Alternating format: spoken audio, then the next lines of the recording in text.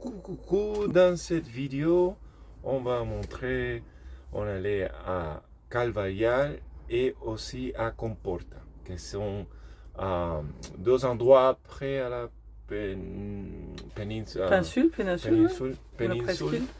presqu'île de Troya.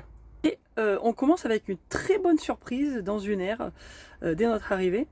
Et puis après, vous allez voir la suite. Il y a des plages, il y a du manger, il y a des petites visites, des petites copines, des nouvelles voisines, enfin des trucs sympas. Voilà, donc j'espère que cette vidéo vous plaira. Et surtout, n'oubliez pas de vous abonner et d'activer la petite clochette. Je vous retrouve à la fin. Bon, alors on est arrivé dans une petite aire gratuite avec électricité, une de ces aires même compagnie que Borba dans la Lantejo où il y a tout ce qu'il faut. Donc là nous on est en train de faire la vidange. Malheureusement toutes les places sont prises, il n'y a que 5 places. Donc ça c'est un peu dommage, mais voilà, vous reconnaîtrez le panneau si vous avez vu notre vidéo de Borba.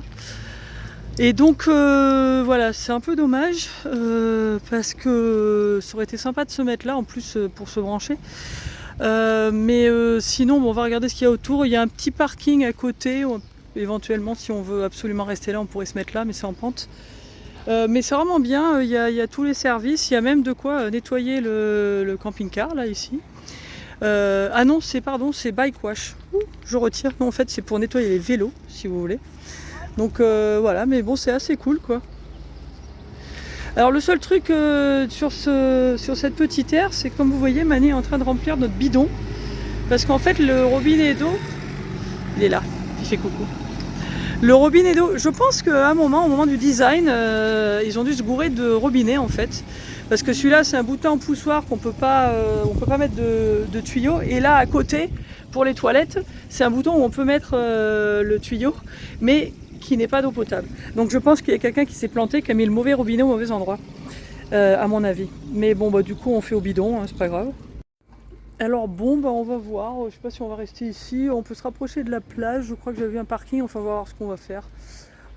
Ici c'était bien parce que ça avait l'air d'être plat, puis c'était pratique, on aurait pu se poser pendant 1 ou 2 jours là, puis c'est pas très loin de la plage, ça a l'air d'être dans un petit coin sympa. Je me souviens plus du nom de la ville, il faudra que je vous le mette, je vous l'écrirai, parce que là je m'en souviens plus. On vient de voir le panneau, mais c'est un truc qui me parle pas beaucoup. Carvalial, enfin la plage c'est Carvalial ou quelque chose comme ça. Mais voilà, donc c'est un de ces trucs de la Lantejo qui a l'air pas mal. Alors je vois par contre qu'ils sont en train de mettre une barrière, donc je pense qu'à un moment ça va être un truc automatique et il va peut-être falloir payer un petit peu quand même.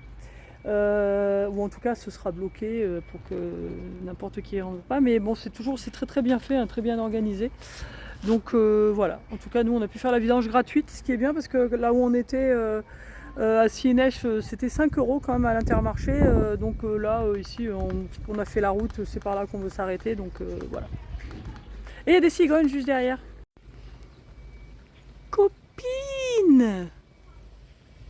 Ça va? Bon. Nous voilà. On a avancé à peu près 2 minutes. On est dans un quartier où il y a des bars, des machins. En fait, l'air, elle est quelque part là-bas derrière. Il y a des cigognes un peu partout, c'est assez cool. Et bon, apparemment, on peut dormir là, donc on va voir. On va peut-être pas y rester très longtemps, mais on va voir. Ah, nous voilà revenus. Tada, tada, tada, tada. Nous sommes revenus à l'air, parce que figurez-vous que quand on est venu chercher de l'eau, on a fait le plein avec nos bidons et tout, et après on est arrivé à la place de parking qu'on avait trouvée et on s'est rendu compte qu'on avait oublié de remplir nos bidons d'eau qu'on boit, et donc on s'est dit bon, on a travaillé un petit peu là, on faisait des trucs, et puis après Mani a dit bon, c'est un peu menaçant là, c'est vrai qu'il y a des nuages, je pense qu'ils avancent dans l'autre sens, mais on a dit bon bah on va aller chercher de l'eau à l'air puisque c'est juste à côté, ça à 5 minutes à pied, et quand on arrive, paf, il y a une place qui s'était libérée, figurez-vous. Alors du coup bah on a pris notre petite place au coin, et puis maintenant on est branché, gratis. Et bah, c'est chouette, il y a des... Je sais pas si vous entendez, mais des oiseaux autour.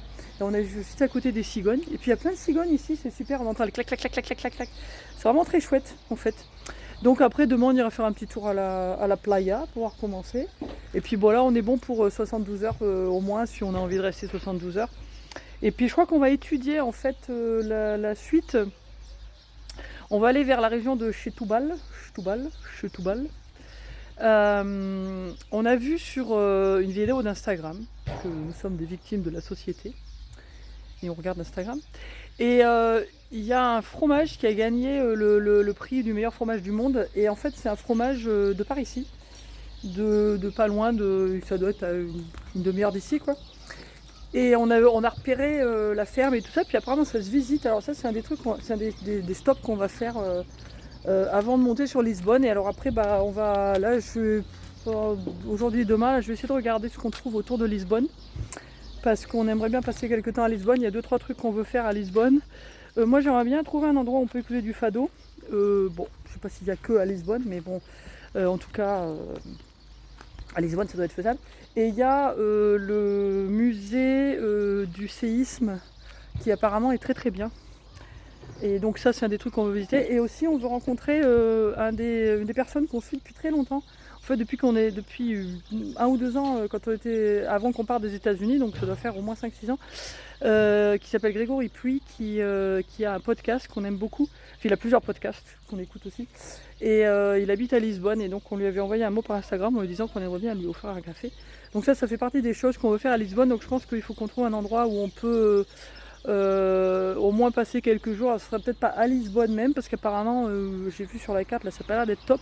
Mais alors on verra. On va trouver, ou pas loin, où on peut prendre un train ou un bus, tout ça pour faire des allers-retours, ou même en vélo si c'est possible, ce serait encore mieux. Je sais que les transports en commun c'est pas mal à Lisbonne parce qu'on y était passé il y a quelques années quand on était en transit depuis les États-Unis. Donc voilà, on va un peu goupiller tout ça pour savoir comment on continue. Mais là du coup c'est bien qu'on soit là parce que bon, les places, au moins c'est une place officielle. Et le truc du parking c'était bien, mais c'est vrai que c'est plutôt un parking je sais pas si c'est un parking spécialement pour les restaurants, mais c'est un parking de la ville et que les gens qui vont dans les bars, dans les restaurants à côté utilisent. Donc en fait on prenait quand même la place d'une voiture. Et bon, c'est aussi bien qu'on soit ici parce que là au moins on sait que c'est la place officielle où on a le droit d'être quoi. Voilà, donc bah, on est bien. On est là, à côté d'un joli camping-car anglais qui est très très bien décoré, qu'on avait vu aussi, qui était garé juste à côté de nous en fait, à Sinech aussi. Bon, alors c'est très joli parce qu'il y a un gros orage qui arrive, ça m'inquiète un peu, mais par contre, je viens de voir des éclairs en direct là. Malheureusement, j'ai commencé à filmer juste après, mais ouais, on va se mouiller.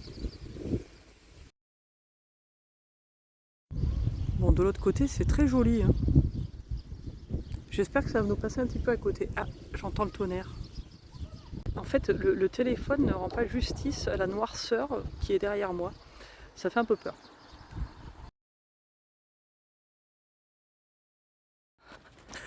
Ouh, coucou. On fait un petit footing entre les averses. Alors Mani était venu là hier matin. Moi je suis pas venue encore. Il me dit vas-y dis-moi. Oui, c'est ce qu'on était en train de se dire. Que ça ressemble beaucoup en fait à la côte atlantique. Avec le même genre de dunes et tout ça. C'est vraiment très pareil. À part que les petits pins, c'est des petits pins parasols plutôt. La plage a l'air chouette. Bon ouais, c'est vrai que c'est dommage qu'il fasse pas clair. Hein. Ça doit être beau. Bon, il y a 2 restos là sur la plage. Comme vous le voyez. Une petite vague, ça va. Bon, coucou. On saute 1 ou 2 jours là, parce qu'en fait il s'est rien passé de spécial, à part qu'on était donc dans notre petite aire gratuite avec l'électricité, et justement il y a des petits restos pas très loin, donc du coup on a dit qu'on voulait remercier la municipalité et consommer sur place. Et en plus, ça sent très bon quand on passe à côté de ce restaurant. Donc en revenant de la plage, ce matin, on s'est dit, bah faut y aller. Qu'est-ce que nous avons commandé?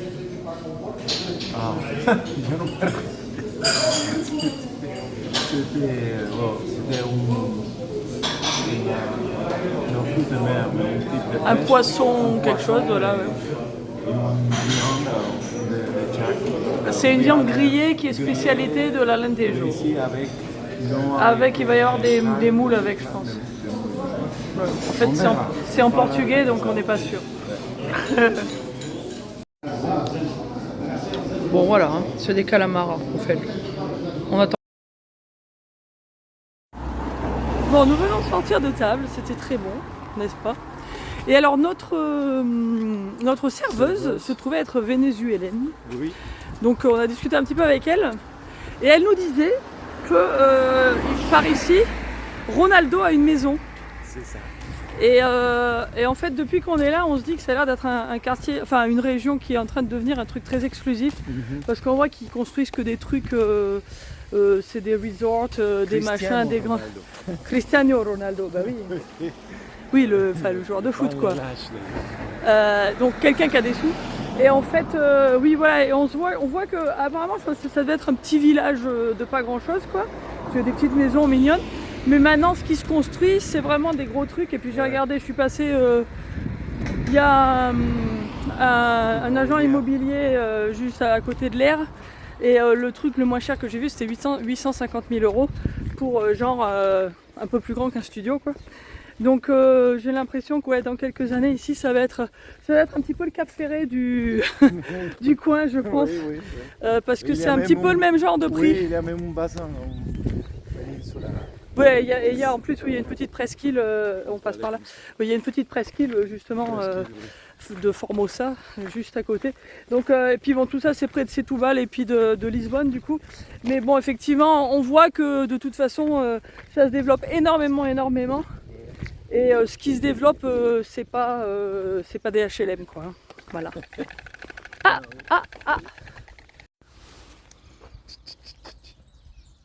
Bon, elles étaient en train de clac là, et puis juste paf, maintenant parce que je les filme, elles s'arrêtent.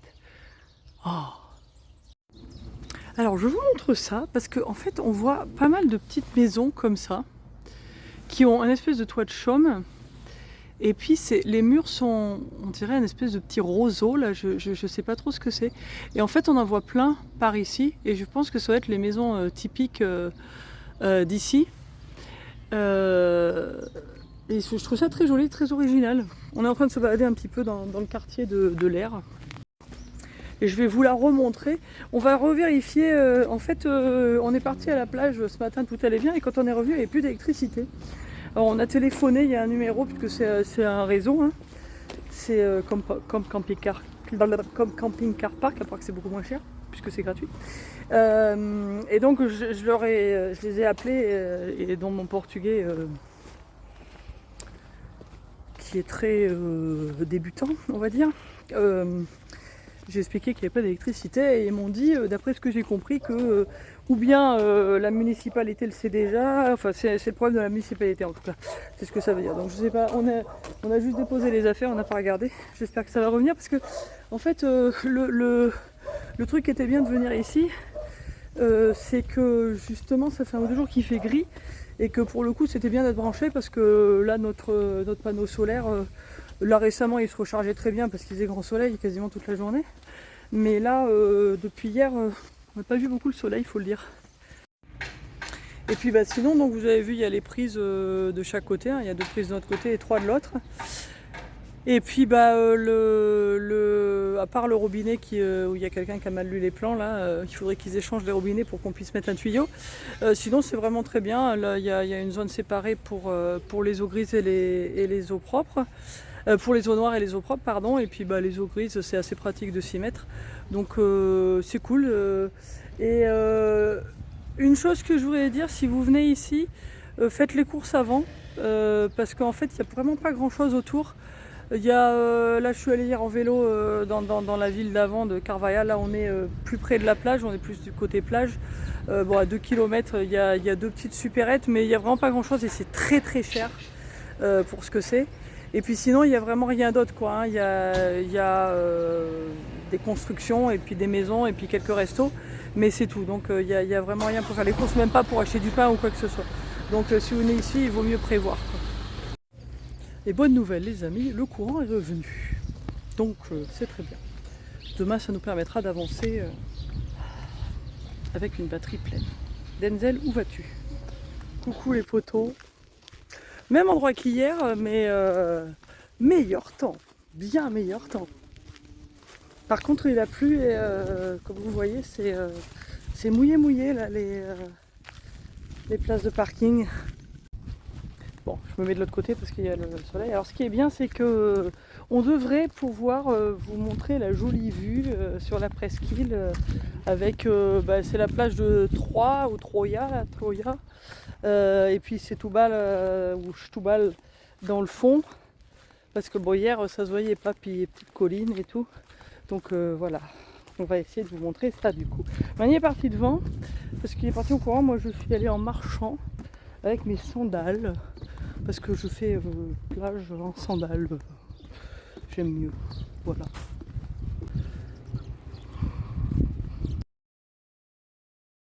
Et voilà l'homme qui arrive sur son skateboard. Ah, le style, mais...